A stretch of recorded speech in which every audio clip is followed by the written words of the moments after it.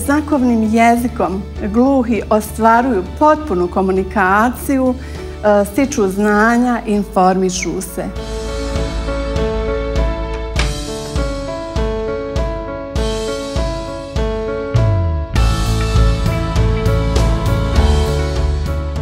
Gluhe i nagluhe osobe u našoj državi često se suočavaju s diskriminacijom i nemaju ravnopravan položaj s ostalim članovima društva. Općina Ilidža želi biti dio rješenja u našoj zajednici te ulažemo velike napore da bismo zaista bili servis svih građana, a posebno ranjivih kategorija.